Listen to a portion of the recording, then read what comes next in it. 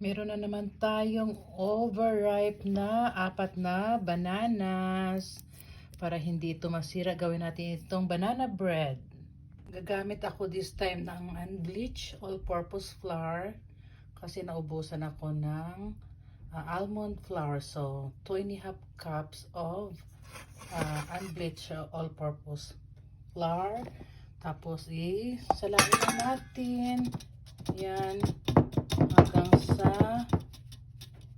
maging fine siya. Yan. Maglalagay ako ng half na teaspoon ng fine salt. Tapos 1 teaspoon of baking soda and 1 teaspoon of baking powder. Ito yung mix natin sugar na white at saka brown. Bali 3/4 cups lang siya total. So ito yung pangmatamis natin, hindi puro lahat white sugar. Mayroon siyang brown sugar.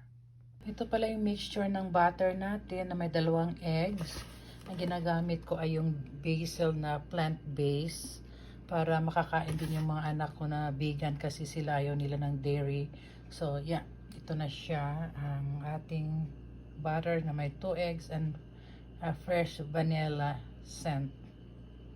Ito ng electric mixer para mas mabilis. Huwag masyadong malakas. Para lang mag-mix yung egg at saka yung butter.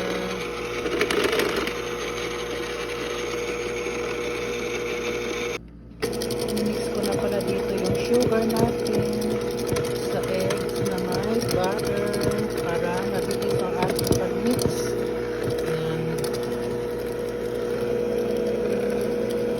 Ito naman guys yung 4 nating banana. Overripe na siya kaya madali na lang siya i-mix sa electric mixer. Ayan. Hanggang sa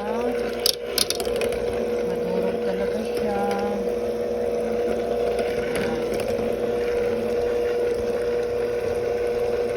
Guys, ito yung ating banana. Ayan.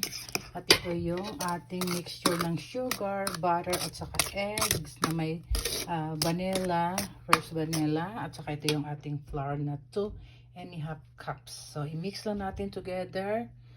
Okay, warm up na natin yung oven natin sa 350.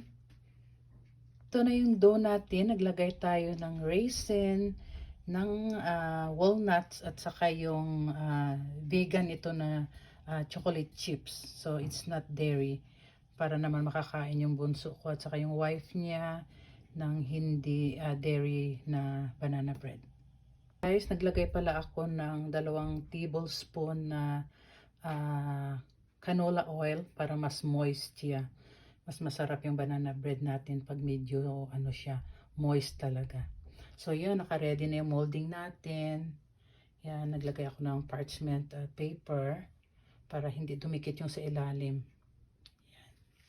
Ito na guys, yung banana dough natin. Ready na to put in the oven. Yan. Ganda ng... Ayan guys, mainit na yung oven natin. Lagay na natin yung ating tray ng banana bread doon sa pinakagitna for 55 minutes ng 350 yung temperature. Ito guys, tambak na naman yung lababo natin. Kaya lagay na lang natin lahat sa dishwasher para mabilis maghugas nitong mga ginamit natin sa banana bread na Okay. Yan guys, malinis na yung ating lababo. Yan. Malinis na siya. Dahil nasa dishwasher na lahat ng marumi.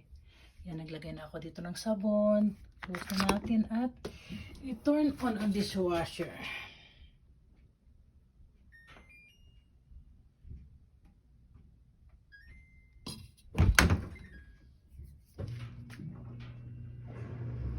Ayan na.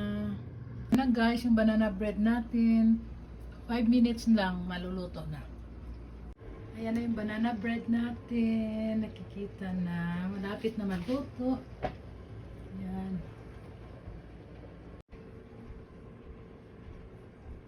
guys, papalamigin muna natin bago tanggalin sa kanyang mold itong ating banana bread para hindi siya masira. Ayan, ang ganda talaga ng ating banana bread. Yan na guys, konting palamig pa, siguro mga 10 minutes bago natin siya i-slice. Ayan.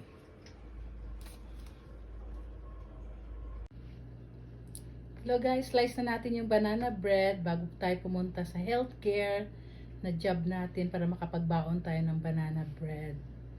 Yan. Very moist guys. Moist na moist. Nakikita nyo yan. Masarap. Medyo kapalan natin ang slice para hindi masira. Ay, nasira pa rin.